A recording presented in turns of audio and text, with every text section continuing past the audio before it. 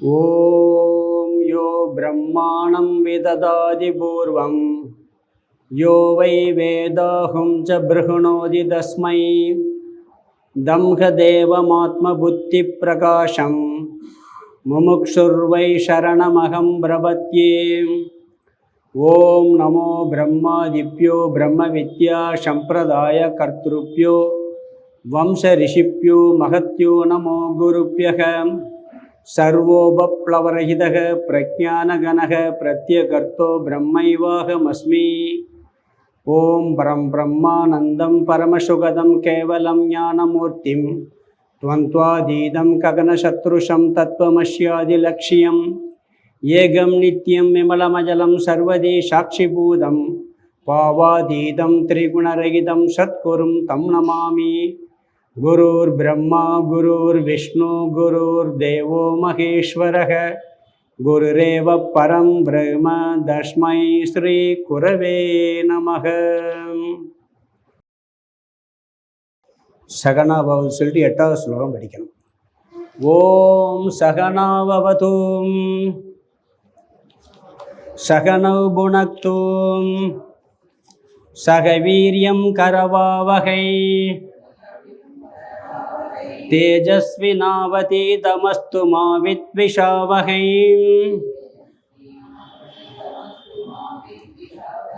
ஓம் சாந்தி சாந்தி சாந்தி. ஹரிஹி ஓம். 8வது ஸ்லோகம். பிரம்மஜ்ஞோபி சவாசனாக்ஷாய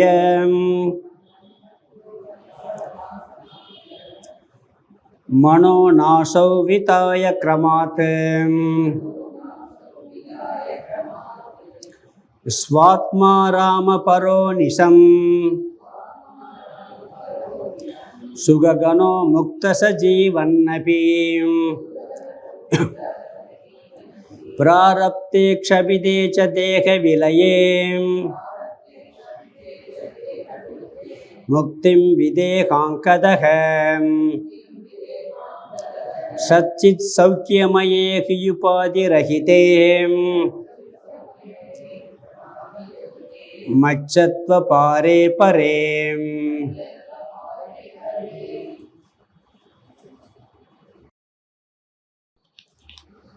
ஜீவ யாத்ரா, இதுக்கு விளக்கம் பார்த்துக்கிட்டு இருக்கோம். உயிரின் பயணம் 7 ஸ்லோகம் முடித்து 8வது ஸ்லோகம் வரைக்கும் விளக்கம் பார்த்துருக்கோம். இதில் தேர் உதாரணத்தை மையமாக வச்சு பல சாதனைகள் சொன்னார். பிறகு சாத்தியம் என்ன, சாதனை என்ன அப்படிங்கிறது முக்கியமாக இதில் விளக்கப்பட்டது. சாத்தியத்துக்கு பல சொல்லியிருக்கிறார். மேலான சுகம், பரமானந்த சுகம், சௌக்கியம், பதவி, இப்படி நிறைய பார்த்தோம். சாதனைகளையும் முறையாக சொல்லிட்டு வந்தார். அதில் சொல்லும் பொழுது ஃபஸ்ட்டு வேதத்தில் நம்பிக்கை, பிறகு உலக சுகங்களை தர்மப்படி அனுபவித்தல், தர்மமாக காரியம் செஞ்சு தர்மமாக அனுபவிக்கிறது, பிறகு அதிலிருந்து விவேகம், வைராக்கியம், முமுட்சுத்துவம் வருதல், பிறகு முக்கியமான சாதனை ஞானம், இறுதியான சாதனைங்கிற ஒரு கருத்து சொன்னார். பிறகு ஞான யோகத்துக்கு வர்றதுக்கு முன்னாடி மனதில் 2 தடைகள் இருக்குன்னார். அதில் ஒன்று மன அழுக்கு, இனி ஒன்று மன சஞ்சலம். மன அழுக்குக்கு கர்மயோகம், மன சஞ்சலத்துக்கு உபாசனா யோகம். இதெல்லாம் நம்ம பார்த்து முடித்தோம். கடைசியாக 7வது ஸ்லோகத்தில் பார்க்கும் பொழுது சத்குருவை அடைந்து அவருக்கு சேவைகள் செய்து ஞான யோக சாதனையில் ஈடுபட வேண்டும்னு பார்த்தோம். அந்த ஞான யோக சாதனையில் முக்கியமாக சிரவணம், மனனம், நிதித்தியாசனம், கேட்டல், சிந்தித்தல், தெளிதல். அதனுடைய பலன் என்ன? சமாதி, பெற்ற ஞானத்தில் உறுதி பெறுதல், பிறகு நிலையான சாந்தி, மேலான சாந்தி அடைதல். இது 7வது ஸ்லோகம். சென்ற வகுப்பில் 8வது ஸ்லோகத்தில் அந்த சிரவணம், மனனம், நிதித்தியாசனத்தில் நிதித்தியாசன காலத்தில் செய்ய வேண்டிய சாதனை என்ன? நிதித்தியாசனம்னாலே விபரீத பாவனையை நீக்குதல் தான். அந்த சாதனுடைய அங்கே வந்து புதுசாக ஞானத்தை பெறுறதில்லை. பழைய வாசனைகள் நிறைய இருக்குது. அந்த பழைய கெட்ட வாசனைகள், பிறகு ஒரு பழக்கத்திற்கு அடிமையாகிருப்போம். அது சிந்தனை வந்துக்கிட்டே இருக்கும் என்னதே இருந்தாலும் கூட. அதெல்லாம் நீக்குவதற்கு வாசனாக்ஷயம்னர். வாசனாக்ஷயம், தீய தேவையற்ற பழைய எண்ண பதிவுகளை நீக்குதல். அதில் முக்கியமாக பார்த்தீங்கன்னா இந்த உடல், இந்த உள்ளம், இது இரண்டும் நான் தான் அப்படிங்கிற எண்ணம் பல ஜென்மாந்தரங்களாக வந்திருக்கு. என்னதான் ஞானம் வந்தாலும் போகாது. அதே மாதிரி நாம் பழைய வாசனைகள்னால் அந்த உடலையும் மனதையும் வச்சு பல கெட்ட சிந்தனைகள் வந்திருக்கு. வாசனாக்ஷயம்னா வாசனைகள், பழைய வாசனைகள் எல்லாத்தையும் நீக்கிறதுன்னு அர்த்தம் கிடையாது. எண்ண பதிவுகளை நீக்குதல் நேரடியான மீனிங். பழைய எண்ண பதிவுகளை நீக்குதல். அன்னைக்கே சொன்னேன், அப்படி பதிவை நீக்கணும்னா கிளாஸில் விட்டு போன உடனே எதுவும் ஞாபகம் இருக்கக்கூடாது. கிளாஸுக்கு வரணும், மறந்துடணும். அதைத்தானே சாமி செய்கிறோம். வாசப்படி இறங்கணுன்னு மறந்து போதே. இது மட்டும் மறக்கக்கூடாது, வீடே மறந்து போனப்போ. வீட்டிலேருந்து வந்து வீடு ஞாபகம் இருக்கக்கூடாது, சாப்பிட்டா ஞாபகம் இருக்கக்கூடாது. சில பேர் வாசனாக்ஷயம்னு சொன்னால் எண்ண பதிவுகள், எண்ணங்களை பூரா தொடச்சி எடுத்துறது. வாழவே முடியாது, காரியம் பார்க்கவே முடியாது. கொஞ்ச நேரத்துக்கு முன்னாடி என்ன நடந்ததுன்னு எப்படி தெரியும்? இங்கே வாசனாக்ஷயம்னா முக்கியமான கருத்து என்னன்னா, இந்த உடலும் உள்ளமும் நான் என்று நினைத்து கொண்டு பலவிதமான தீய எண்ணங்களும் உருவாகியிருக்கும். லோபம், கோபம், மோகம் எல்லாம் இருக்கும்.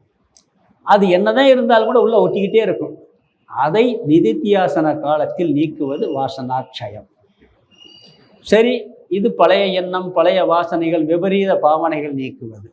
பிறகு மனோநாசம் பார்த்தோம், மனதை அழித்தல். யோகிகள் செய்கிற வேலையை என்ன தெரியுங்களா? ஞானம் மோட்சம்னாலே மனமற்ற நிலையில் சமாதி நிலைக்கு போகிறதுங்கிறாங்க. அங்கேயும் எண்ணம் ஒன்று இருக்கும், அவங்க எண்ணம் இல்லைங்கிற ஒரே எண்ணத்தில் இருக்கும். தியானிப்பவன், தியானிக்கப்படும் பொருள், தியானம் செய்கின்றேங்கிற 3 உணர்வு இல்லாமல் எதை தியானிக்கிறாங்களோ அந்த ஒரு எண்ணம் மட்டும் இருக்கும். அப்போ நேரம் போகிறதே தெரியாது, வேறு எந்த எண்ணப்பதிவு இருக்காது. தூக்கத்தில் மாதிரி ஆழ்ந்த உறக்கத்தில் ஆனந்தம் தானே இருக்கு. அப்படி சமாதியிலையும் ஆனந்தம் இருக்கும். ஆழ்ந்த உறக்கத்தில் நேரம் போகிறது தெரியாது, சமாதிக்கு போனால் நேரம் போகிறது தெரியாது. அதுதான் மோட்சம் நினைக்கிறாங்க. அப்படியே இறந்துட முடியுமா? திரும்பி வரணும்ல. அந்த எண்ணம் வரத்தானே செய்யும். சாப்பிடணும்னு எண்ணம் வருமே. அப்போ முழுசாக மனசில் எண்ணங்கள் அழிக்கவே முடியாது. புதுசாக எண்ணங்கள் வரும், பழைய எண்ணங்களும் கொஞ்சம் வரும். எந்த எண்ணங்கள் வந்தாலும் தீய எண்ணங்களை முழுவதுமாக நீக்குவது வாசனாக்ஷயம். அப்புறம் புதுசாக எண்ணங்கள்லாம் வருது, தேவையற்ற எண்ணங்கள் கூட வருதுன்னு வச்சுக்கோங்களேன். அப்போ நீக்க முடியணும். முடியலைன்னா மனம்னா அப்படித்தான் இருக்கும். மனதினுடைய சுபாவம் எப்படி இருக்கும்? அப்படித்தான் இருக்கும். அது மித்தியா. மித்தியான்னு இப்போ இருக்கிற ஓடி போயிடும். எதுவுமே எந்த எண்ணம் நிற்கிறது இல்லை. இப்போ இருக்குன்னு அடுத்து வந்து கோபம் கூட பாருங்க, அந்த வர்ற நேரத்தில் இருந்து 1 மணி நேரம் கழிச்சிருக்கா, மறுநாள் இருக்கா, ஓடிடும். எப்பயுமே அந்த கெட்ட எண்ணங்கள் வர்றதும் போது அமைதியாக விட்டுறணும். அதை ஒன்று நீக்கணும். விட்டுட்டோம்னா நான் இது போயிடும், இப்படித்தான் இருக்கும், கொஞ்ச நேரத்தில் போயிடும். ஏன்னா மித்தியா, உண்மை கிடையாது. அப்படிங்கிற எண்ணத்தை ஆழமாக பதிய வைக்கிறது மனோநாசம். இது பார்த்தோம் போன கிளாஸில். இதனுடைய பலன் சொல்லும் பொழுது தான் போன கிளாஸில் ஜீவன் முக்தி, விதேக முக்தின்னு பார்த்தோம். ஜீவன் முக்திங்கிறது என்ன? இந்த உடலில் வாழும் பொழுதே ஆனந்தமாக நிறைவோடு இருத்தல். ஜீவன் முக்தி, ஜீவனோடு இருக்கும் பொழுதே. எப்போ வரைக்கும்? இந்த உடல்ல பிராரப்த கர்மம் இருக்கிறது வரைக்கும் இருக்கணும். உடல்ல வாழுவான், பற்று இல்லாமல் இருப்பான், எல்லா விவகாரத்திலும் இருப்பான். இந்த ஜீவன் முக்தனுக்கும் சாதாரண மனிதனுக்கு வெளியே வித்தியாசமே தெரியாது, கண்டுபிடிக்க முடியாது. அவனுக்கு மட்டும்தான் தெரியும். ஒருவன் ஞானியா இல்லையான்னு யாராலையும் கண்டுபிடிக்க முடியாது. அது யார் கண்டுபிடிக்கிறது? அவன் தான் கண்டுபிடிக்க முடியும். பிறகு எதுக்கு ஞானியுடைய லட்சணம்லாம் பகவான் சொல்லியிருக்காரு கீதையில்? சிதப்பிரக்கிய லட்சணம், பக்த லட்சணம், குணாதீத லட்சணம்லாம் சொல்லியிருக்காருன்னா நம்மளை நாம் செக் பண்ணிக்கிறது தான். வேற ஒருத்தராலும் செக் பண்ணி கண்டுபிடிக்கவே முடியவே முடியாது. அப்போ இந்த ஜீவன் முக்தி அப்படின்னு சொன்னால் இந்த உலகத்தில் வெளியே ஆனந்தத்தை தேட மாட்டான், தன்னில் தானே இன்புற்றி இருப்பான். பிராரப்த கர்மம் முடியும் வரை மனமும் இருக்கும், உடம்பு இருக்கும். அது வரைக்கும் அவனுக்கும் கஷ்டம் வரும், பிரச்சனைகள் வரும், அதில் தாக்கப்படாமல் இருப்பான். எந்த ஞானிக்கு நோய் இல்லாமல் இருந்திருக்கு சொல்லுங்க? எந்த ஒரு ஞானி சொல்லுங்க நோய் இல்லாமல் கரெக்டாக இருந்தாங்க? யோகிகள் இருப்பாங்க. இப்போ ராமகிருஷ்ண பரமஹம்சர் எடுத்துக்கலாம், ரமணர் எடுத்துக்கலாம். ரமணர்லாம் கையில் பொட்டு நோயான் சொல்வாரா, அந்த எப்படி வலிக்கலையான்னு கேட்டால் ரோலரை வச்சு ஏற்றுறது மாதிரி இருக்கும் பாரு. ஆனால் வெளியே சாதாரணமாக இருப்பார் அவர். ராமகிருஷ்ண பரம் தொண்டையில் புற்றுநோய், சில சாப்பிட முடியாமல் அவஸ்தைப்படுவார், பேச முடியும். இவ்வளோ வாயில் சாப்பிட்றேன்னு சொல்லுவார் அவர். உங்கள் எல்லார் வாயிலையும் சாப்பிட்றேன் இல்லை அப்படிம்பார். அப்போ அந்த கஷ்டம் இருக்கு, ஆனால் அந்த கஷ்டத்தை அவங்களுக்கு அது ஒரு கஷ்டமாக தெரியறது இல்லை. அவங்க ஆனந்தமாக நிறைய, சில பேர் கஷ்டமே இல்லாமல் இருக்கலாம். வெளியே உடம்புக்கு வரக்கூடிய கஷ்டங்களை வச்சு அவர் ஞானியா இல்லைன்னு சொல்ல முடியும். அவர் ஆழ் மனசில் எப்படி இருக்குன்னு பார்க்கணும். அவர் எப்பொழுதும் நிறைவோடு அவருடைய ஆனந்தத்துக்கு உலகப் பொருள்களை எதிர்பார்க்க மாட்டார். உலகப் பொருள் இருந்தாலும் ஒன்று, இல்லாட்டாலும் இருந்தால் நல்ல அனுபவம், தர்மமானது அனுபவிப்பார், இல்லைன்னா கவலை கிடையாது. அதுதான் ஜீவன் முக்தி. இதையும் பார்த்தோம் நம்ம. பிறகு இந்த பிராரப்த கர்மம் நாசம் அடையும் பொழுது அவன் விதேக முக்தியை அடைகிறான். பிராரப்தே க்ஷபிதேச்ச தேகி விலையே. இந்த ஸ்தூல உடல் மரணம் அடையும் பொழுது பிராரப்த கர்மம் முடிவடைகிறது. அப்பொழுது அவன் மீண்டும் சரீரத்தை எடுப்பதில்லை, விதேக முக்தியை அடைகிறான். அவனுக்கு சஞ்சித கர்மம், ஆகாமிய கர்மம், ஞானம் வந்தவுடன் அழிஞ்சு வரும். ஏற்கனவே இருக்க கூட்டம், நாம் கோடானு கோடி ஜென்மங்களில் சேர்த்து வச்ச பாப புண்ணியம் அழிஞ்சு போயிடும். ஞாபகம் வச்சுக்கங்க, பாவம் அழியும், புண்ணியம் அழிஞ்சு போயிடும். இந்த பிறவியில் சேர்த்ததும் அழிஞ்சு போயிடும். பிராரப்த கர்மம், வெளிப்பட்ட கர்மம், பிறக்கும்போது வந்த கர்மம் மட்டும் உடல் இருக்கிறது வரைக்கும் இருக்கும். உடல் முடிஞ்ச உடனே அதுவும் அழிஞ்சு போயிடும். அப்போ அவனுடைய நெதி என்னன்னு சொன்னால் அவன் விதேக முக்தியை அடைகின்றான். பிறப்பதற்கு அவனுக்கு எந்த கர்மாவும் இல்லை, எல்லாம் அழிஞ்சு போச்சு. பிறக்கிறதுக்கு ஒரு காரணம் வேணும்ல, ஒரு காரணம் இல்லாட்டி எப்படி பிறப்பான்? எல்லாம் அழிஞ்சு போச்சு, பிறக்கிறதுக்கு ஒரு காரணமும் இல்லை, அதனால் பிறக்க முடியாது அவனால். அப்போ அவன் என்ன பண்ணுறான்னா, இறக்கும் வரை மனநிறைவு வாழ்க்கையை நடந்துருவான். பிறகு அவன் இறந்த பின்பு பிறப்பதில்லை. உண்மையான மரணம் யார் அடைகிறா தெரியுமா? ஞானி தான் அடைகிறான். மற்றவன் இறக்குறான், திரும்பி பிறந்துடுவான்ல, இவன் பிறக்கவே மாட்டான். அப்போ உண்மையான மரணம் யாருக்கு? ஞானிக்கு தான். மரணமற்ற நிலைன்னு சொல்கிறான். இன்னொரு வகையில் பார்த்தா பிறக்காத நிலைன்னு சொன்னாலும் என்ன அர்த்தம்? அவன் மரணம் அடைஞ்சு, உண்மையான மரணம் இவனுக்கு தான் உண்டு, மீண்டும் பிறப்பதில்லை. அப்போ என்ன ஆகுது? அவனுடைய உடம்பு எல்லாம், இந்த ஸ்தூல உடல் எல்லாருக்கும் எந்திலிருந்து வந்துச்சோ அதில் போய் கலந்துடும். ஞானிக்கும் அஞ்ஞானிக்கும் ஒன்று தான். ஞானியினுடைய உடம்பும் அஞ்ஞானியின் உடம்பும் எதுலேருந்து வந்துச்சோ அதில் போய் கலந்துடும். மண்ணில் கலந்துரும், இல்லாட்டி நெருப்பில் எரிச்சிருவோம், இல்லாட்டி தண்ணியில் போட்டுருவோம். எப்படியோ இந்த பஞ்சபூதத்தில் கலந்துடும். இது ஞானிக்கு அஞ்ஞானிக்கு ஒன்றாத்தான் நடக்குது. சூக்ஷ்ம சரீரம் இருக்க மனம், இது அஞ்ஞானிக்கு அழியாது, அது அழியாது. அது ட்ராவல் பண்ணும். ட்ராவல் பண்ணி அந்த பாவ புண்ணியத்துக்கு வேண்டிய சொர்க்கமோ நரகமோ எறும்போ புழுவோ பூச்சியோ ஆடோ மாடோ மனுஷனோ ஏதோ ஒரு போய் புகுந்துடுறது. ஆனால் ஞானியினுடைய சூக்ஷ்ம சரீரம் சமஷ்டி பஞ்சபூதத்தில் கலந்துடும். அது கலந்த உடனே இவனுடைய அந்த ஆத்மா இருக்கே, அது எப்பயும் சமஷ்டியில இருக்கு. அன்னைக்கு சொன்ன ஒரு பானை இருக்கு, பானைக்குள்ள ஆகாசம் இருக்கு, வெளியே ஆகாசம் இருக்கு. இந்த பானையை உடைச்சா ரெண்டு ஆகாசமும் ஒரே ஆகாசமாயிடும். உபாதிகளற்றன்னு ஒரு வார்த்தை சொன்னார் லாஸ்ட்ல. உபாதிகளற்ற பிரம்மத்துடன் ஐக்கியமாகிறான். உபாதினா என்னன்னா, நம்மளுக்கு இந்த மனசும் உடம்பும் உபாதி. உபாதின்னு என்ன? உபத்திரம் கொடுக்கறது. பொய்யா நம்ம மேலே ஏற்றி வைக்கப்பட்ட ஆத்மாவின் மீது பொய்யாக இந்த உடம்பும் மனசும் ஏற்றி வைக்கப்பட்டிருக்குது. உண்மை அல்ல. உண்மையாக இருந்தால் அப்படியே இருக்கும். இந்த உடம்பு அப்படியே இருந்திருக்கா? ஒரு செகண்ட் மாறிக்கிட்டு இருக்கு, க்ஷணமும் நம்மளுக்கு தெரியறது இல்லை. அந்த உடம்பு மட்டும் இல்லை, பஞ்சபூதத்தில் எல்லாமே. இந்த கட்டடம் எடுத்துக்கிட்டால் கட்டின அன்னைக்கு இருந்து அழிவை நோக்கி ஆரம்பிச்சிருச்சு. அதிலும் அப்படியே ஆரம்பிச்சிடும். ஒன்று 10 வருஷம் இருக்கலாம், 50 வருஷம் இருக்கலாம், 10 லட்சம் வருஷம் கூட இருக்கலாம். ஆனால் அதுக்கு தகுந்த மாதிரி அழிவை நோக்கி போய்கிட்டே இருக்கும். அதில் உண்மையாக இல்லை, நாம் உண்மையாக நினச்சிக்கிட்டு அதை ஆத்மா மேலே ஏற்றி வச்சு பார்த்தோம். பகவானுக்கு உபாதி எதுனா மாயை. பிரம்மமும் மாயையும் சேரும் பொழுது ஈஸ்வரன் ஆகிறான். இவன் ஞானம் அடைந்து இந்த உடலை விடும் பொழுது அந்த உபாதிகளற்ற மாயையற்ற நிர்குண பிரம்மத்தோடு கலந்து விடுகின்றான். கலக்கிறது என்ன? இந்த உபாதி நீங்கிறது, அது கலந்தது ஆயிடும். பானையை உடைச்சா உண்மையிலே கலக்குதான்னு பார்த்தா இல்லை, அது அதோட ஐக்கியமாயிடுது. இன்னொரு ராமகிருஷ்ணர் ஒரு உதாரணம் சொல்வார். உப்பு பொம்மை இருக்கு, அது ஞானம் அடைகிறதுனா கடலுக்குள்ளே இறங்கிடுச்சான். என்னங்க அந்த உப்பு பொம்மை? கடல் மயமாயிடும். அந்த உப்பு எங்கேருந்து வந்துச்சு? கடல்லேருந்தே வந்துச்சு. திருப்பி கடலுக்குள்ளே இறங்கினா அது மாதிரி ஞானத்துக்குள்ளே போகும் பொழுது அதுவும் பிரம்மமாகவே ஆகி விடுகிறது. இது போன கிளாஸில் இந்த அதாவது உபாதிகளற்ற பிரம்மத்துடன் ஐக்கியமாகிறான்னு பார்த்தோம். திருக்குறளில் ஒரு குறள் இருக்கு, யான் எனது என்னும் செருக்கு அறுப்பான் வானோருக்கும் உயர்ந்த உலகம் புகும். யான்னா நான், எனதுனா என்னுடையது. இந்த உடம்பையும் மனசையும் என்னுடையது நினச்சிக்கிட்டு இருக்கோம். இதை சார்ந்த எல்லாத்தையும் என்னுடையது நினச்சிக்கிட்டு இருக்கோம். இதெல்லாம் நீக்கியாச்சுன்னா நாம் பிரம்மஸ்வரூபமாக இருக்கும். அப்போ எங்கே போகிறோம்? வானோருக்கும் உயர்ந்த உலகம்னா தேவர்களாலும் அடைய முடியாத பிரம்மத்துடன் ஐக்கியமாகி விடுகிறார். இந்த பொருள் அர்த்தமே அதுதான். வானோருக்கும் உயர்ந்த உலகம்னா அந்த வானோர்களாலும் அடைய முடியாத, தேவர்களாலும் அடைய முடியாத அந்த பிரம்மத்துடன் அவன் ஐக்கியமாகி விடுகின்றான்.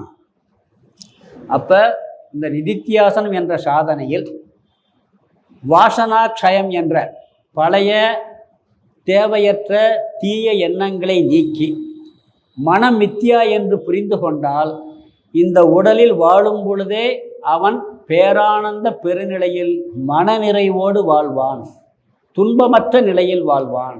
இறந்த பிறகு பிறவா நிலையை அடைந்து பிரம்மத்தோடு ஐக்கியமாகி விடுவான். இதுதான் இந்த ஸ்லோகத்துடைய அர்த்தம். ஸ்லோகத்துக்கு அர்த்தம் பார்த்துடலாம், ஒன்னோட்டம் பார்க்கல.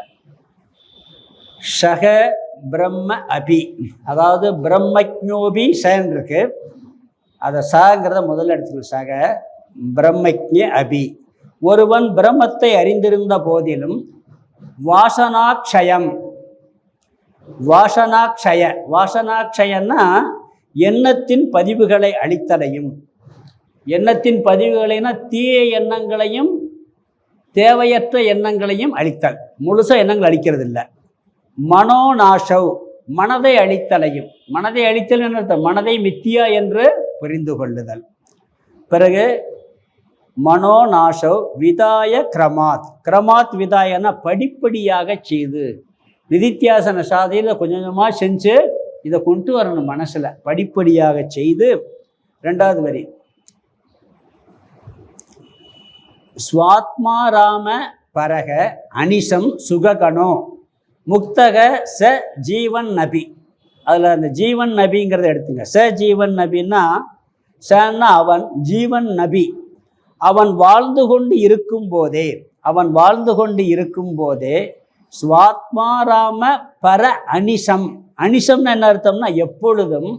ஸ்வாத்மாராம பரக, ஸ்வாத்மாராம பரகன்னா தன்னிடத்திலேயே தான் திருப்தியோக இருக்கின்றான்.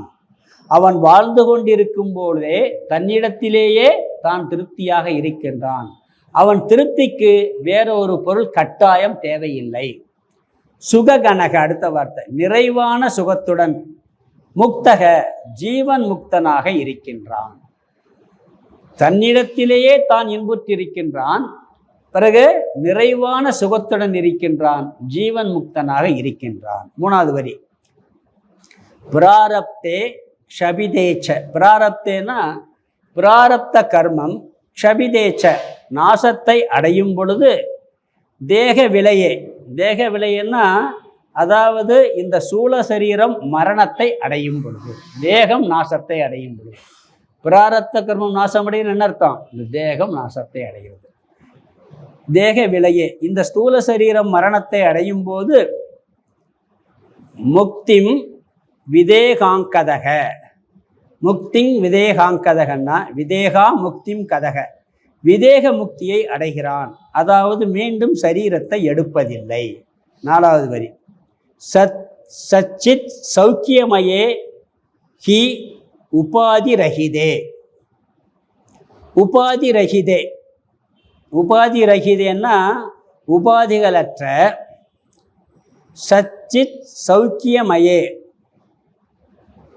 சச்சித் சௌக்கியமயே மச்சத்வ பாரே பரே. அந்த கடைசி வார்த்தை எடுத்துங்க. பாரே பரேன்னா அதை மச்சத்வ அபாரே பரேன்னு பிரிக்கணும். அதை மச்சத் அபாரே பரே. அபாரே பரேன்னா எல்லையில்லாத மேலான. உபாதி ரஹித, உபாதி ரஹிதேன்னா உபாதிகளற்ற. அபாரே பரேன்னா எல்லையில்லாத மேலான. அதில் முதல் வார்த்தை சச்சித் சௌக்கியமயே, சச்சிதானந்த சொரூபத்திலேயே. மச்சது, அந்த மச்சத்துன்றது மச்சதுன்னா மூழ்கி இருக்கட்டும். உபாதிகளற்ற எல்லையில்லாத மேலான சச்சிதானந்த சொரூபத்திலேயே மூழ்கி இருக்கட்டும். இங்கே நிதித்தியாசன காலத்தில் செய்ய வேண்டிய சாதனையை சொல்லிட்டார். தீய தேவையற்ற எண்ணப்பதிவுகளை அகற்றினார். மனம் மித்தியான்னு புரிஞ்சுக்கிறது. அந்த மனம் மித்தியான்னு புரிஞ்சுக்கிறதுல புதிய தீய எண்ணங்கள், தேவையற்ற எண்ணங்கள் வராமல் பார்த்து கொள்ளுதல், அல்லது மனம் பொய் என்று புரிந்து கொள்ளுதல். இதன் பலன் என்ன? ஜீவன் முக்தி, விதேக முக்தி. இது 8வது ஸ்லோகம். 9வது ஸ்லோகம் படிக்கலாம். நிறைவு. கித்தம் வேதவச்சோபிரேவ நியதே மார்க்கே வயம் யாத்ரிகாஹ தர்மாக்கியே ச சனாதனே கிருபதாம் வர்ணாசிரமாச்சாரிணக கச்சாம கிரமசச்சம் மோக்ஷ பதவீமானந்த ரூபாம் யதாம் ஸ்ரத்தா பக்தி மதஸ்ததாம் திருதியுதானஸ்மான் விதத்யாத் குருஹு.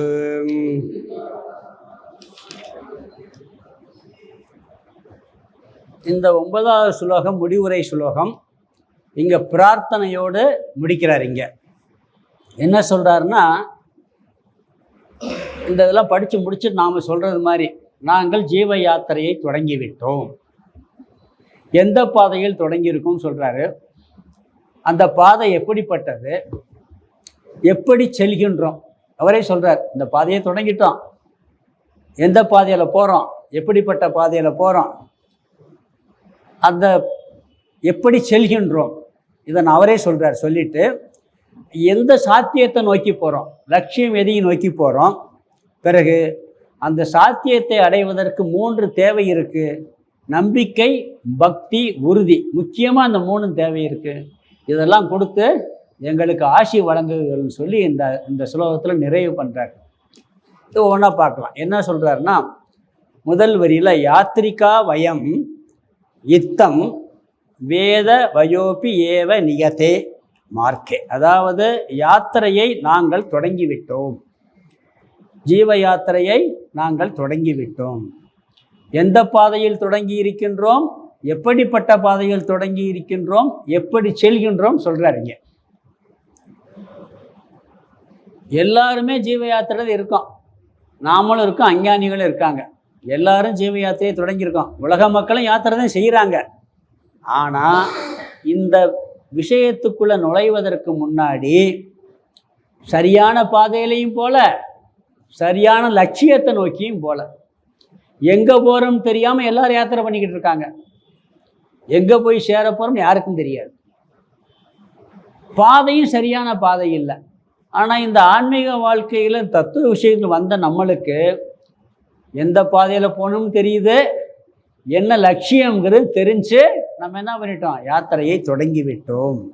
சரியான பாதையில் சரியான லட்சியத்தை நோக்கி நாங்கள் இந்த ஜீவ யாத்திரையை தொடங்கி விட்டோம் அப்படிங்கிறார். எந்த பாதையில் தொடங்கியிருக்குன்னு சொல்லும் பொழுது இத்தம், இதுவரை கூறப்பட்ட, இதுக்கு முன்னாடி 8 ஸ்லோகங்கள் நிறையா கருத்து சொல்லியிருக்கார். எப்படியெல்லாம் சாதனை பண்ணணும் அந்த பாதையில் தொடங்கி இருக்கின்றோம். வேதங்களில் சொல்லப்பட்ட பாதை. அதில் முக்கியமாக 5வது ஸ்லோகத்தில் சொன்னார், ஆஸ்திக்யம் திருட மூலமேவ மனுஜக சம்பாதியத் வாதிதக. முதலில் மனிதன் வேதத்தில் உறுதியான நம்பிக்கையோடு செல்ல வேண்டும்னார். வேதத்தில் நம்பிக்கை என்னன்னா, தர்ம அதர்மத்தில் நம்பிக்கை, பாப புண்ணியத்தில் நம்பிக்கை. இது வேதம் சொன்ன பாதை.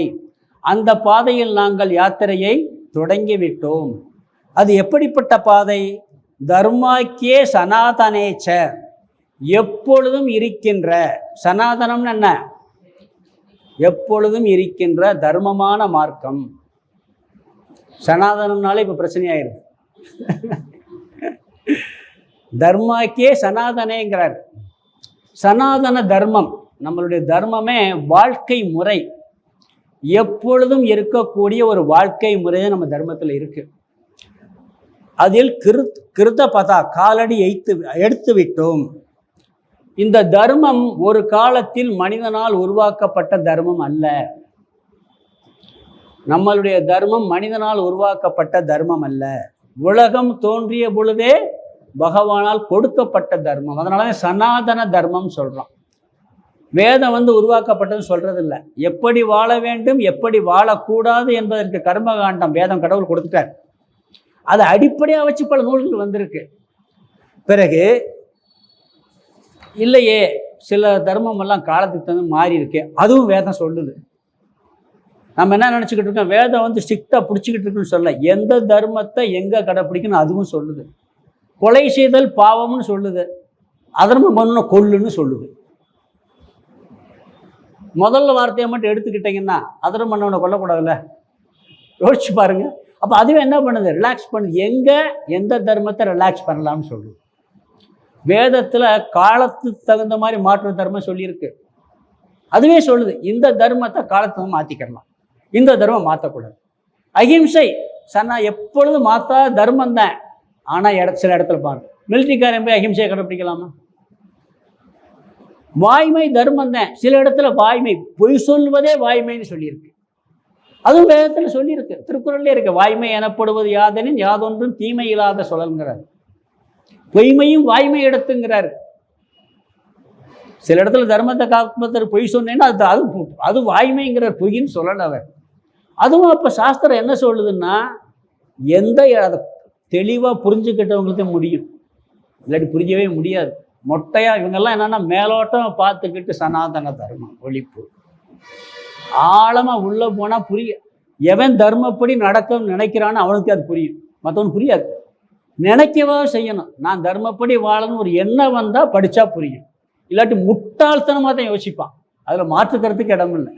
அப்படி தான் பேசிக்கிட்டு இருக்கான் எல்லாரும். உண்மை அதுதான். அவ்வளோ விஷயங்கள் இருக்கு. தான் நல்லா வாழணும், தர்மமாக வாழ நினச்சா தானே தர்மம் உள்ளே போகும். இல்லாட்டி தப்பாக தானே அர்த்தம் பண்ணோம். நம்மளை சமாதானம் பண்ணிக்கிடுவோம். எப்பயுமே பாருங்க, காம்ப்ரமைஸ் பண்ணுவோம். நம்ம ஒரு தப்பு பண்ணால் அது காம்ப்ரமைஸ் பண்ணுவோம். ஏதாவது பாயிண்ட் கிடைக்குதான்னு பார்ப்போம், கிடைச்சிக்கிட்டு பண்ணிக்கிட்டு இருப்போம். இங்கே என்ன சொல்கிறாரு, வேதம் சொன்ன எப்பொழுதும் இருக்கக்கூடிய சனாதன தர்ம மார்க்கத்தில் காலடி எடுத்து வைத்து விட்டோம், இந்த வாழ்க்கையை நாங்கள் தொடங்கி விட்டோம்ங்கிறார். ஆழம் தெரிஞ்சு காலை வைன்னு சொல்ல மாதிரி ஆழம் தெரிஞ்சு காலை வச்சுருக்கோம் நாங்கள் கரெக்டாக. ஏன்னா தர்மப்படி வாழ்ந்தால்தான் நல்ல நிலையை அடைய முடியும் என்று வேத வாக்கியத்தில் நம்பிக்கை வைத்து நாங்கள் காலடி வைத்து விட்டோங்கிறார். இங்கே திருக்குறளில் அரண் வலியுறுத்தல், சிறப்பு ஈனும் செல்வமும் ஈனும் அறத்தினோங்கு ஆக்கம் எவனோ உயிருக்குங்கிறார். தர்மப்படி வாழ்ந்தால் உலகத்தில் வாழவே முடியாது, நிம்மதியாக வாழவே முடியாதுன்னு எல்லாரும் சொல்லுவான். சிறப்பு ஈனும் செல்வமும் ஈனும். இல்லையே, அதர்வம் பண்ணுறதான சந்தோஷமாக வாழ்கிற கிடையவே கிடையாது. நீங்கள் நினச்சிக்கிட்டீங்க அதர்வம் பண்ணுறவன் தூங்கவே மாட்டான், வெளியே காரு பங்களா எல்லாம் இருக்கும்.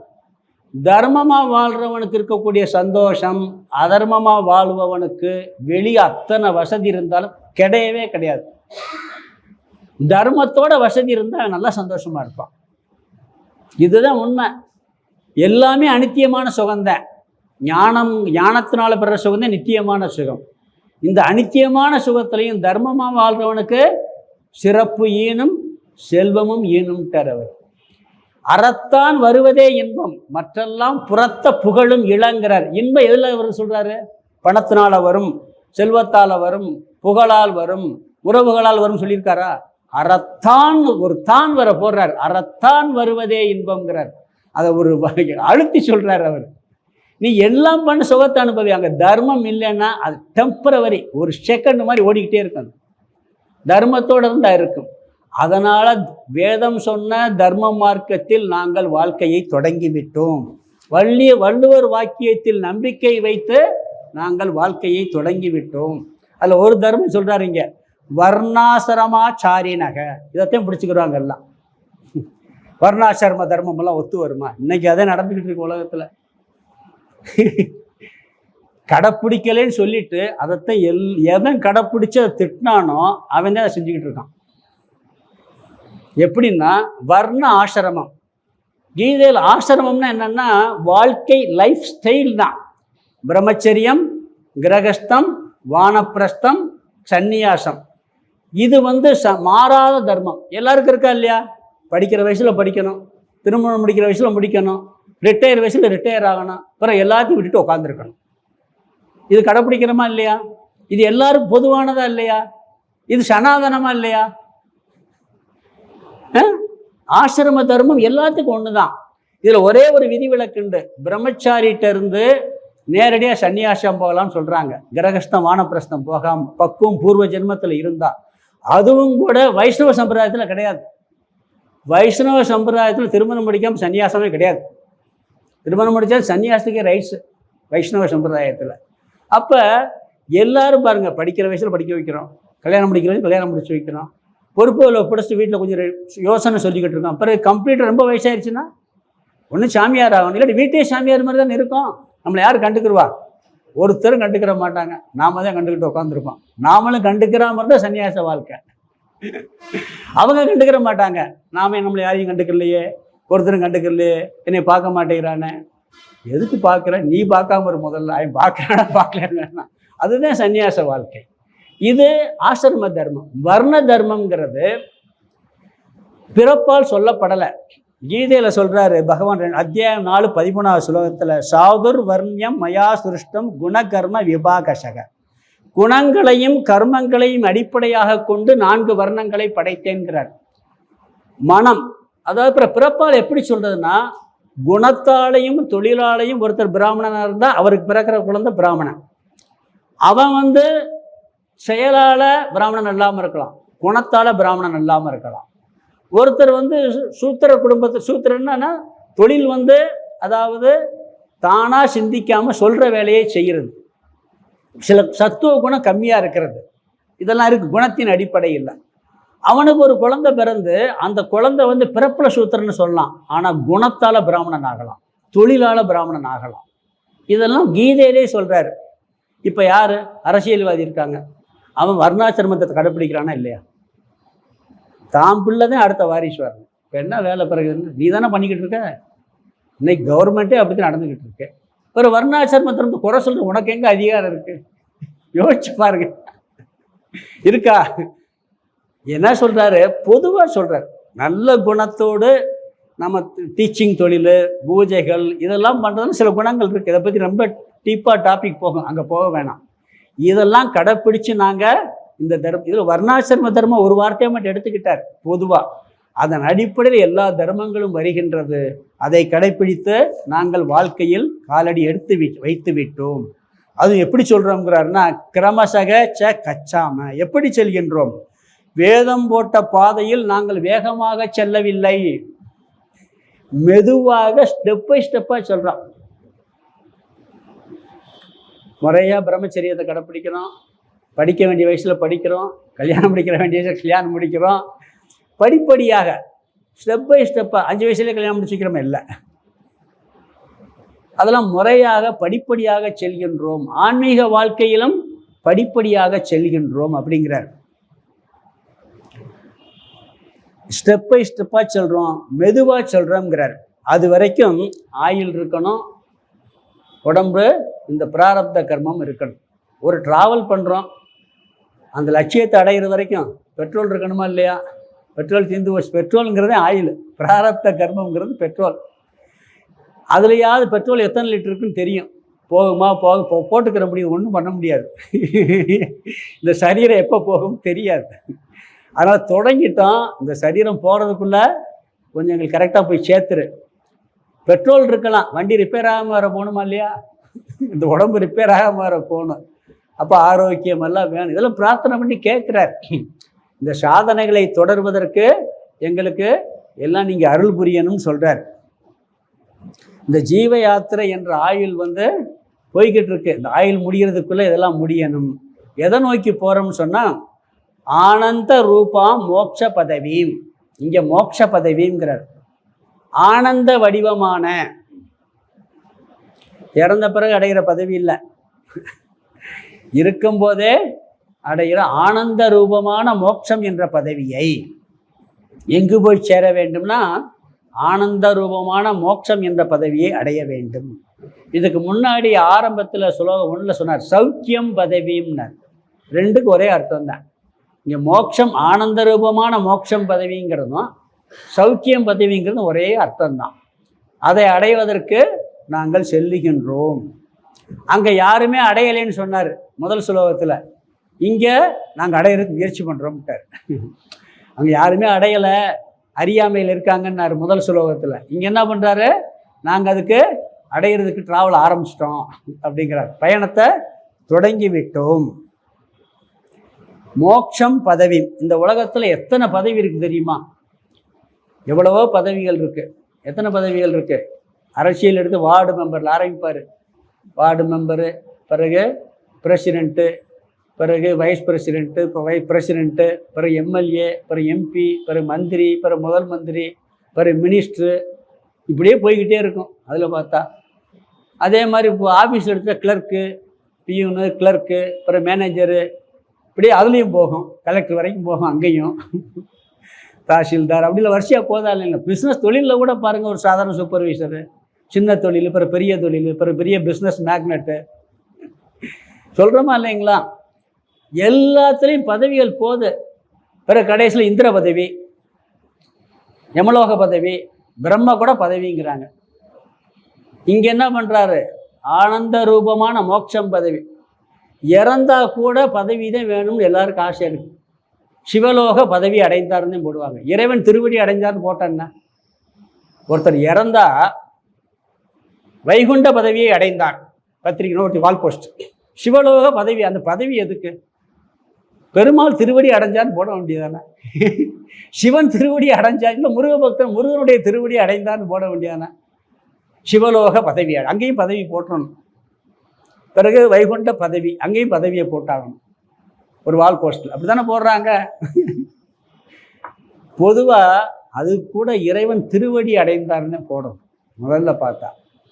உண்மையான பதவி இங்கே சொல்லக்கூடிய ஆனந்த ரூபமான மோட்சம் பதவியை அடைந்தார்னு போடலாம், வேண்டாம்.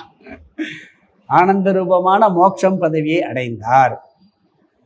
இந்த மோட்சம் பதவினா பயம் வந்துடுது எல்லாத்துக்கும். மற்ற பதவினா பயம் வர்றதில்லை. மோட்சம் பதவினா என்ன வந்துடுது? ஒரே பயம் வந்துடுது.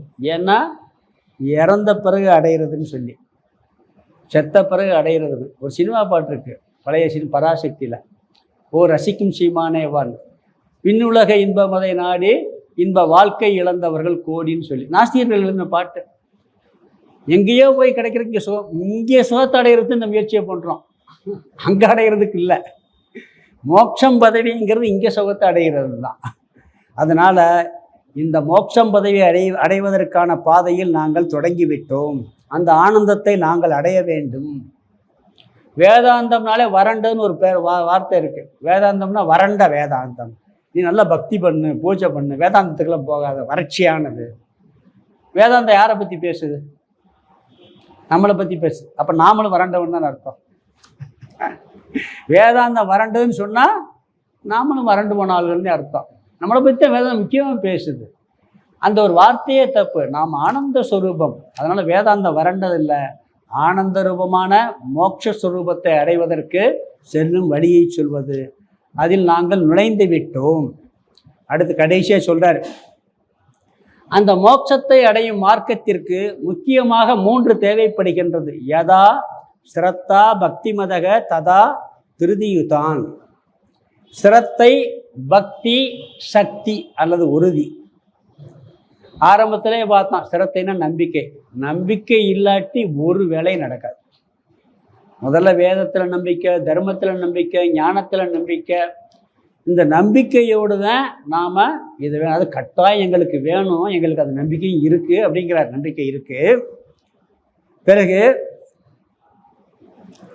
அந்த நம்பிக்கையில் என்ன சொன்னால் எல்லாம் பண்ணுவாங்க. அதிக நாள் சாஸ்திரம்லாம் படிச்சுக்கிட்டு இருப்போம், வழிபாடு பூஜையெல்லாம் செய்வோம். ஆனால் அந்த நம்பிக்கை போயிடுச்சுன்னு வச்சுக்கோங்க, என்ன ஆகும்? அந்த படிக்கிற நம்பிக்கை போயிடுச்சுன்னா அந்த தொடர்ச்சி விட்டுருவோம். நம்பிக்கை இருக்க வரைக்கும் தொடர்ச்சியாக செய்வோம். எப்போ நம்பிக்கை போகும்னா நிறைய நல்லது செஞ்சுக்கிட்டே இருப்போம், நல்லா சாமியெல்லாம் கும்பிட்டுக்கிட்டே இருப்போம், நல்லா பிரார்த்தனை நடக்காது, கடவுள் கொடுக்க மாட்டார். இவரெல்லாம் ஒரு கடவுளா, இதெல்லாம் ஒரு சாமியா, இனிமேல் கோயிலுக்கு நான் வரமாட்டேன் சொல்கிறது உண்டா இல்லையா? நடக்கலைன்னா அந்த நம்பிக்கை போகுது. இது ஒரு நம்பிக்கை இழப்பு வர விடக்கூடாது. கடவுளுக்கு தெரியும் எப்போ கொடுக்குறோம்னு சொல்லி. அவர் கரெக்டாக கணக்கு போட்டு வச்சுருப்பார். நம்ம செய்கிறத செஞ்சுக்கிட்டு இருக்கணும். அந்த நம்பிக்கையை நாங்கள் இழந்து விடக்கூடாதுங்கிறாருங்க. நம்பிக்கை வச்சுட்டோம், குறைய விட்டுறாத பகவானேங்கிறார். நீ பிரார்த்தனை பண்ணுறார். அதனால் பகவான் மீதும் நம்பிக்கை இருக்கணும், நேர்மையில் நம்பிக்கை இருக்கணும், தர்மத்தில் நம்பிக்கை இருக்கணும். வாய்மையே வெல்லும் சொல்லியிருக்கு. ஹரிச்சந்திர நாடகத்தை பார்த்தா, சினிமாவை பார்த்தா வாய்மை வெல்லும் நினைப்போமா? அவர் வர்ற கஷ்டத்தெல்லாம் பார்த்துட்டு இதெல்லாம் பொய் சொல்லியிருக்கு, வாய்மையே பேசக்கூடாதுன்னு சொல்லுவோம், உண்மையே பேசக்கூடாதுன்னு சொல்லிட்டு. ஆனால் பாருங்கள், அது சொன்னதில் ஒரு தடவை ஒரு பையன் நான் சினிமாவை பார்த்துட்டு இந்த படத்தை பார்த்து என்ன புரிஞ்சுக்கிட்டேன்னு கேட்டதுக்கு, இனிமேல் வாழ்க்கையில் உண்மையே பேசக்கூடாதுன்னு புரிஞ்சுக்கிட்டேங்கிறான். ஏன்னா அந்த படத்தில் ஹரிச்சந்திரன் அவ்வளோ கஷ்டப்படுறான். ஆனால் பாருங்கள் முடிவு எப்படி இருக்குது. கொஞ்ச நாள் கஷ்டப்படுறான், முடிவில் என்ன பண்ணுறான்? மனைவியை பெற்றான், குழந்தை இறந்த குழந்தை வருது, நாடு வருது, நகரம் வருது, எல்லா கடவுளும் தரிசனம் கிடைக்குது, பூ மாதிரி பொழிகிறாங்க. இது கொஞ்சம் கஷ்டம். அந்த கொஞ்சம் கஷ்டம் நம்பிக்கை போயிடும். இந்த ஹரிச்சந்திர மாதிரிலாம் இருக்கக்கூடாதுப்பா. அந்த பின்னாடி நடந்ததை யோசிக்கிறதே இல்லை. அப்போ நம்பிக்கை போயிடும். எங்களுக்கு நாங்கள் இறங்கிட்டோம், அப்பப்போ சோதனை நம்பிக்கையை இழந்துடக்கூடாதுன்னு கேட்குறாருங்க. நம்பிக்கையை நாங்கள் விட்டுறக்கூடாது. வேதாந்தம் கேட்பதிலும் நம்பிக்கை வர வேண்டும். எவ்வளவு சோதனை வந்தாலும் மீண்டும் மீண்டும் நாங்கள் இந்த சாதனையை தொடர்ந்து செய்ய வேண்டும். அதில் எங்களுக்கு நம்பிக்கை வேண்டும். சரி, நம்பிக்கை வந்தாச்சு, பக்தி வேணுங்கிறார். அடுத்து என்ன சொல்கிறாருன்னா, நம்பிக்கை இருக்கும், பக்தி இருக்காது. இப்போ இருக்கான், எப்பா கடவுள்லாம் இருக்கார், அவர் நல்லது செய்வார், அதெல்லாம் எனக்கு தெரியுது, நீங்கள் போயிட்டு வாங்கப்பா, நாங்கள்லாம் வரல, நீங்கள்லாம் கிளாஸ் போங்க, எங்களுக்கெல்லாம் தேவையில்லை. ஏன்னா பக்தி இல்லை. அதில் பக்தி இருந்தால் தான் தொடர முடியும் திருப்பி. நம்பிக்கை சில பேர் பாருங்க நம்புவாங்க, கடவுளை நம்புவாங்க, ஆனால் பக்தி ஆழமாக இருக்காது. அந்த பக்தி இல்லாட்டி அந்த சாதனையை தொடர முடியாது. நம்பிக்கையும் வேணும், அடுத்து பக்தியும் வேண்டும். யாராவது கீதை பொய், இந்த ஆன்மீக வாழ்க்கையில் கீதை பொய், உபனிஷத் பொய்ன்னு சொல்லுவாங்களா? அதெல்லாம் நம்பி நல்லதுப்பா, கடவுள் தான், கடவுள் நல்லது செய்வார்ப்பா. ஆனால் தொடர்ச்சியாக வர முடியுதா? ஏன்னா ஆழமான பக்தி இல்லை. அப்போ நம்பிக்கையோட பக்தி இருந்தால் தான் வரபடி, இல்லாட்டி எனக்கு அதுக்கு நேரம் இல்லைன்ட்டு போயிடுவாங்க. வேறு இதுலேயும் பக்தி இருக்கும். எங்கே பக்தி இருக்கோ அங்கே போவான், எங்கே பக்தி இருக்கோ அங்கே அதிகமாக போவான், இதுக்கு வரமாட்டான். ஆன்மீக வாழ்க்கை வளையும். அதனால் பக்தியும் வேண்டும். நம்பிக்கையே இல்லைன்னா ஒன்றுமே செய்ய முடியாது. நம்பிக்கை இருந்து அடுத்து பக்தி வேணும். அதுக்கு பிறகு என்ன சொல்கிறாங்க? பக்தியும் குறையாமல் பார்த்து கொள்ள வேண்டும். மூணாவது சக்தி, உறுதி. என்ன இருந்தாலும் உடம்புல வலுவில்லை, மனசில் வலுவில்லாட்டி என்ன பண்ண முடியும்? எந்த சாதனையும் பண்ண முடியாது. அதில் என்ன கேட்குறாருன்னா, நாங்கள் தொடங்கிய ஜீவ யாத்திரையில் அந்த மோட்சம் பதவி அடையும் வரைக்கும் தொய்வில்லாமல் போவதற்கு சக்தியை கொடுங்கள், ஆற்றலை கொடுங்கள். இதுவரைக்கும் நீங்கள் சொன்ன சாதனைகளை செய்வதற்கு எங்களுக்கு சக்தி வேண்டும். கல்வியா, செல்வமா, வீரமா? சரஸ்வதி சபத்தில் பாட்டு இருக்கு. மூணு வேணும். சிரத்தை வேணும், பக்தி வேணும், சக்தி வேணும். ஒன்றில்லாமல் மற்றொன்று ஈடாக. அந்த பாட்டை முழுசாக கேட்டு பாருங்க, அருமையான வரிகள். இந்த கல்வியா, செல்வமா, வீரமா இருக்கு பார்த்தீங்களா? அருமையாக அழகாக விளக்க சொல்லியிருக்காரு. முழுசாக படித்தா தெரியும் அந்த பாட்டில், நீ கேட்டு பார்த்தீங்கன்னா தெரியும். அது மாதிரி நம்பிக்கையும் வேண்டும், அதோடு பக்தியும் வேண்டும். அதை ஒழுங்காக கடைப்பிடிவதற்கு எங்களுக்கு உறுதியும் சக்தியும் கொடுத்து குருவான நீங்கள் அருள் புரிய வேண்டும். சில பேருக்கு நல்ல புத்தி இருக்கும், சக்தி இருக்காது. பணம் இருக்கும், சக்தி இருக்காது. எல்லாத்துக்கும் மூணு கலந்து வேணும்ல. அதுதான் அந்த படத்தில் அழகாக சொல்லுவான். அது மாதிரி இங்கே ஆன்மீக வாழ்க்கையில் நம்பிக்கை, பக்தி, சக்தி இது மூன்றும் முக்கியமாக தேவை. மற்றதெல்லாம் தேவை இருக்குது. இங்கே கடைசியில் இது மூன்றும் தேவைன்னு சொல்லி இது நிறைவு பண்ணுறார். கார் புது கார் தான் வாங்கியிருக்கோம், ரோடு நல்ல ரோடு தான், டிரைவர் நல்ல டிரைவர் தான், போகிற இடமும் நல்ல இடம் தான், பயணம் செய்கிற ஓனர் ஆரோக்கியமாக இருக்கார். ஆனால் வண்டியில் பெட்ரோல் இல்லை. என்ன ஆகும்? சக்தி வேணும்ல ஓட்டுறதுக்கு. பெட்ரோலாட்டி போக முடியுமா? எல்லாம் நல்லா இருந்து பெட்ரோலுங்கிற சக்தி வேணும்ல. அது மாதிரி எல்லாமே இருந்தாலும் கூட அந்த சாதனைகள் தொடர்ந்து செய்வதற்கு எங்களுக்கு சக்தி தொடர்ச்சியாக வேண்டும். தேர் உதாரணம் சொன்னார். குதிரைக்கு தண்ணியும் கொள்ளு இல்லாட்டி எப்படி இழுத்துட்டு ஓடும்? அது வேணுமா இல்லையா? அதனால தான் பாலைவனத்துலலாம் ஒட்டகத்தை பயன்படுத்துகிறோம். ஏன்னா அது நல்லா ஸ்டாக் வச்சுக்கிறோம் சக்தியை. அது மாதிரி நம்மளுக்கு இந்த பயணத்தை தொடர்ந்து சொல்ல சக்தி வேண்டும் என்று சொல்லி இந்த அத்தியாயத்தை நிறைவு பிரார்த்தனையோடு குருவானவர் எங்களுக்கு அதை கொடுக்க வேண்டும் நிறைவு பண்ணுறாரு. இந்த ஸ்லோகத்தை அர்த்தம் மாதிரி சுருக்கமாக இதுக்கு இதை பார்த்துடலாம். 9வது ஸ்லோகம் அர்த்தம் பார்த்துடலாம். இத்தம், இத்தம்னா இவ்விதத்தில், இதுவரை கூறப்பட்ட விதத்தில், வேத வச்சோபி ரேவ, வேத வாக்கியங்களிலேயே நியதே நியமிக்கப்பட்ட மார்க்கே பாதையில், அதாவது மோட்சத்தை அடையக்கூடிய பாதையில், யாத்ரியா வயம், வயம் யாத்திரிகான் இருக்கு. யாத்திரிகா வயம்னா பயணத்தை தொடங்கிவிட்டோம், நாங்கள் ஜீவ யாத்திரையை தொடங்கிவிட்டோம். இதுவரை இந்த 8 ஸ்லோகம் வரைக்கும் சொன்ன விதத்தில் வேத வாக்கியங்களில் நியமிக்கப்பட்ட மோட்சத்தை அடையக்கூடிய பாதையில் நாங்கள் ஜீவ யாத்திரையை தொடங்கிவிட்டோம் அப்படிங்கிறார். இப்போ நம்ம இவ்வளோலாம் சொல்லியாச்சுல, இதெல்லாம் பார்த்துட்டு நாங்கள் இந்த யாத்திரையை ஆரம்பிச்சிட்டோம். 2வது வரி, தர்மாக்கியேச்ச சனாதனேச்ச, தர்மாக்கியேச்ச சனாதனே அப்படின்னா தர்மமானதாகவும் சனாதனை எப்பொழுதும் இருக்கக்கூடியதாகவும் இருக்கின்ற வர்ண ஆசிரமச்சாரினக, வர்ணாசிரம தர்மத்தை பின்பற்றி, அதுக்கு முன்னாடி வார்த்தை கிருதபதா, கிருதபதான்னா காலடி எடுத்து வைத்து விட்டோம். அதாவது சனாதன தர்மத்தை பின்பற்றி வர்ணாசிரம தர்மத்தை பின்பற்றி அந்த பாதையில் நாங்கள் காலை எடுத்து வச்சாச்சு, பயணத்தை தொடங்கி காலை எடுத்து வைத்து விட்டோம். 3வது வரி, கச்சாம கிரமசஸ்ய மோக்ஷ பதவியும் ஆனந்த ரூபாம் யதா, ஆனந்த ரூபாம் ஆனந்த வடிவமான மோக்ஷ பதவியும், மோக்ஷம் என்ற பதவியை அடைவதற்காக முதல் வார்த்தை கச்சாம கிரமசச்ச, அதை கிரமசக ச கச்சாம அப்படி பிரிச்சோம் சொன்னால் அந்த பாதையில் படிப்படியாக மெதுவாக செல்கின்றோம். ஆனந்த வடிவமான மோட்சம் என்ற பதவியை அடைவதற்காக படிப்படியாக அந்த பாதையில் செல்கின்றோம். கடைசி வரி யதா எவ்விதம், ஸ்ரத்தா பக்தி மதஸ்ததா 4வது வரியில் ஸ்ரத்தா பக்தி மதக அப்படின்னா நம்பிக்கையும் பக்தியும் உடையவர்களாக நாங்கள் இருக்கின்றோமோ, எவ்விதம் நாங்கள் நம்பிக்கையும் பக்தியும் உடையவர்களாக இருக்கின்றோம்ட்டார். ஏன்னா நம்பிக்கை பக்தி எங்களுக்கு கொஞ்சம் இருக்குது, அதனால தான் உள்ளே வந்திருக்கோம், இல்லாட்டி வரவே முடியாது. இருக்கின்றோமோ ததா, ததான்னா அவ்விதமே, திருதி யுதான் அஸ்மான், திருதி யுதான்னா உறுதியுடன் கூடியவர்களாக சக்தியுடன் கூடியவர்களாக இருக்க, அஸ்மான் எங்களை, விதத்யாத் குருகு, குருகுன்னா குருவானவர், விதத்யாத் அருள் புரிவாராக, குருவானவர் எங்களுக்கு அருள் புரிவாராக. முதல் வரியில் என்ன சொல்லியிருக்கிறார்னு சொன்னால்,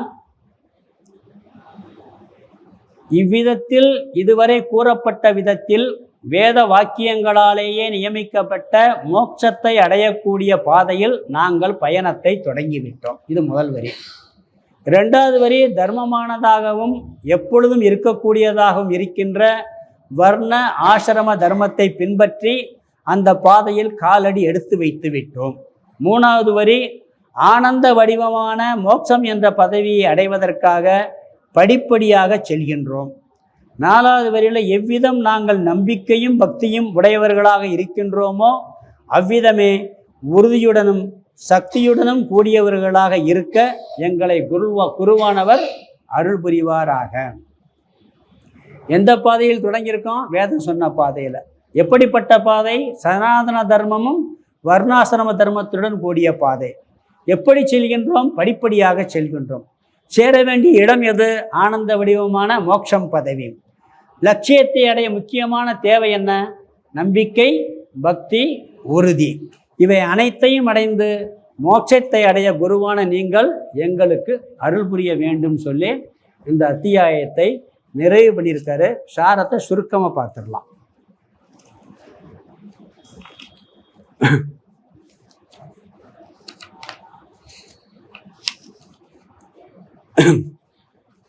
மொத்தம் 9 ஸ்லோகங்கள் இருக்கு. இந்த 9 ஸ்லோகத்தில் முதல் ஸ்லோகத்தில் எல்லா ஸ்லோகத்திலையுமே சாத்தியத்தை சில இடத்துல சாத்தியம் சொல்லியிருக்காரு, பெரும்பாலும் சாத்தியம் சொல்லியிருப்பார், பிறகு சாதனையை சொல்லியிருப்பார். இது 2 தான் முக்கியமாக வரும். இதற்கு தேர்வு உதாரணம் முக்கியமாக சொல்லப்பட்டது.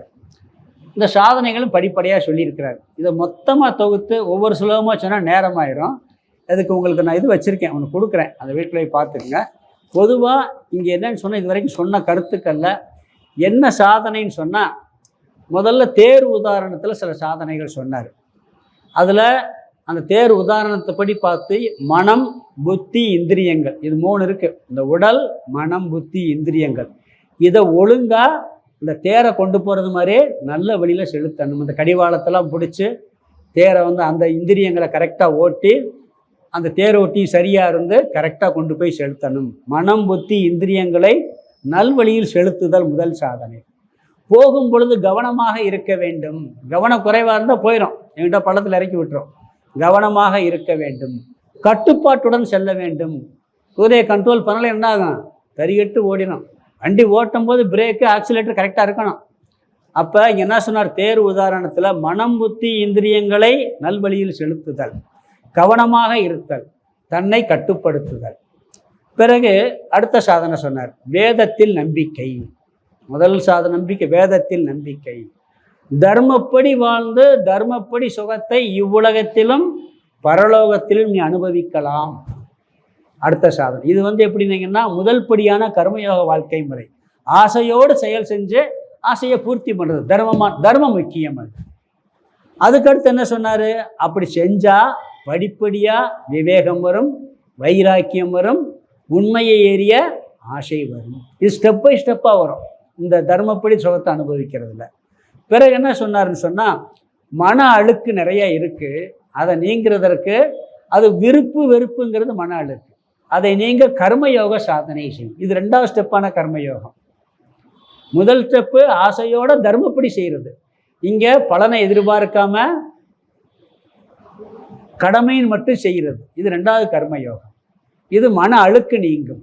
பிறகு மன ஒருமுகப்பாடின்மை, மன அலைவாயும் தன்மையோடு இருக்குது. இதை செய்கிறதுக்கு தியானம், உபாசனா தியானம், அதாவது பயன் கருதாமல் கடவுளை அடைய வேண்டும், மனதை தூய்மைப்படுத்த வேண்டும், ஒருமுகப்படுத்த வேண்டும்ங்கிற எண்ணத்தோட தியானம் பண்ணுறது.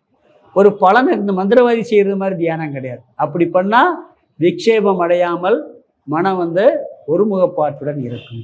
மன அழுக்கு நீங்க மன ஒருமுகப்பாடு, மனத்தினுடைய விக்ஷேபம் நீங்குவதற்கு கர்மயோகமும் உபாசனா தியானமும் சாதனை.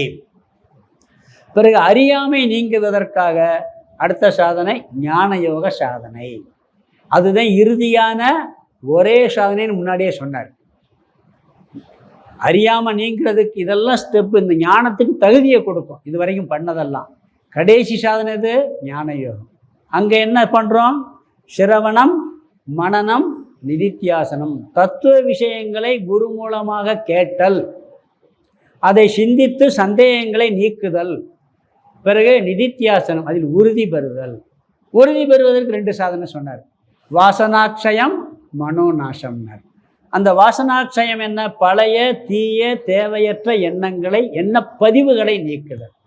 மனோநாசம்ங்கிறது மனம் மித்தியா என்று புரிந்து கொள்ளுது. மனதை முழுசாக அழிக்க முடியாது, அது இப்படித்தான் இருக்குன்னு மித்தியான்னு புரிஞ்சுக்கிறது. இந்த அனைத்து சாதனைகளிலும் ஸ்திரத்தை வேண்டும், நம்பிக்கை வேண்டும், பக்தி வேண்டும், உறுதி வேண்டும், அதை கொடுக்க வேண்டும் சொல்லி சாதனையை வரிசையாக சொன்னார். சாத்தியம் என்ன சொன்னார்னு சொன்னால், முதல் ஸ்லோகத்திலே நித்தியானந்த சுகம் சுவிமலம்னாரு, அதாவது துக்கமற்ற என்றும் உள்ள சுகம்னாரு. பிறகு சௌக்கியம் பதவியும்னார். பாருங்க, இந்த லட்சியம் சாத்தியம் ஒன்றே ஒன்று தான். சாதனை நிறைய சொல்லியாச்சு, கர்மயோகம், பக்தி யோகம், ஞான யோகம் சொல்லியாச்சு, அதில் எல்லாம் வந்துடுது. இங்கே சாத்தியம் ஒரே சாத்தியம்தான், அதை பல பேர் சொல்லியிருக்கோம், அவ்வளோ வித்தியாசம். என்னென்ன சொன்னார்? நித்தியானந்த சுகம் சிவிமலம், அதாவது துயரமற்ற என்றும் உள்ள சுகம். சௌக்கியம் பதவி, உண்மையான சௌக்கியம் எது? அதுதான் சௌக்கியம். பரமசிவன் கழுத்தில் இருந்து பாம்பு கேட்டது கருடா சௌக்கியமா சொன்ன ஆரம்பத்தில். அங்கதான் சௌக்கியம்னா கடவுள்கிட்ட இருக்கும்போது சௌக்கியமானு கேட்குற துணிச்சல் வந்திருக்கு கருடனை பார்த்து. இதுக்கு யார் எவனோ அதை பார்த்து நீ சௌக்கியமானு கேட்குறது, ஏன்னா இருக்கிற இடம் அப்படி. அப்படி இந்த தத்துவத்துக்குள்ள வந்து அது சௌக்கியம் பதவியும். பிறகு விஷ்ணுவின் பரமம் பதம், எல்லாம் ஒரே தான், வார்த்தைகள் வேறு. பிறகு பாதையின் முடிவாகிய பிரம்ம பதம்னு ஒரு வார்த்தை சொன்னார். இந்த ஜீவ யாத்திரை முடிகிற இடம் அதுதான், அதுக்கு பேர் போக முடியாது. இப்போ உலகத்தில் ஒன்று சம்பாதிக்கிறோம், அடுத்துன்னு போய்கிட்டே இருக்கும். அறிவுலையும் அப்படித்தான், விஞ்ஞானிகளை வந்து இன்னும் போய்கிட்டே இருப்பாங்க. அந்த பாதைக்கு எண்டே கிடையாது. பணம் சம்பாதிக்கிறது, பதவிக்கு எண்டே கிடையாது. இங்கே என்ன சொல்ற? பாதையின் முடிவாகிய மேலான சுகம்ங்கிறார். அதற்கு மேலே ஒரு சுகத்தை தேடி புத்தி போகாது, அதுக்கு மேலே ஒரு அறிவை தேடி புத்தி போகாது. முடிவு, பாதையின் முடிவு, இந்த ஜீவ யாத்திரையின் முடிவாகிய சுகம்ட்டார்.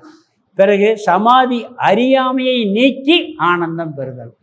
இந்த சாதனை என்ன? நீங்கள் அறியாமை, ஒரே டோஸ் தான். எல்லா துயரத்திற்கும் காரணம் அறியாமை. அந்த அறியாமை நீங்கியாச்சுன்னா ஆனந்தம். அது ஒரு வார்த்தை சொல்லியிருக்காரு, அறியாமை நீங்கி ஆனந்தம். எல்லா ஸ்லோகத்தில் உள்ள வார்த்தைகளை பிரித்து சொல்கிறேன், எது சாதனை எது சாத்தியம்.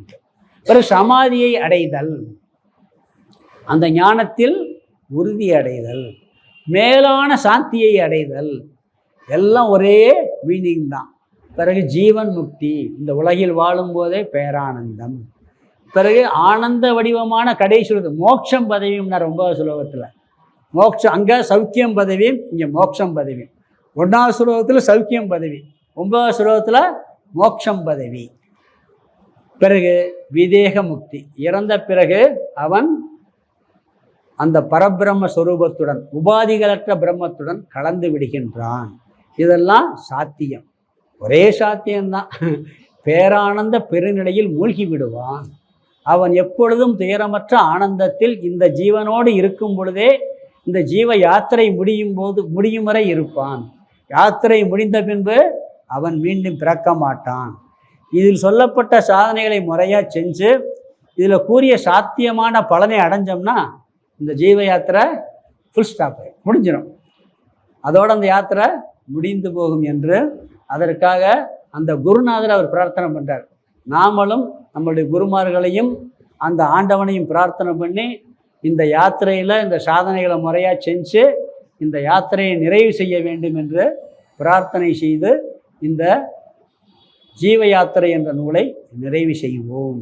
அறிவோம். ஓம் பூர்ணமத பூர்ணமிதம் பூர்ணாத் பூர்ணமுதச்யதே பூர்ணஸ்ய பூர்ணமாதாய பூர்ணமேவாவசிஷ்யதே. ஓம் சாந்தி சாந்தி சாந்தி. ஹரி ஓம் ஆதி குருநாத சுவாமிக்கு ஜெய்.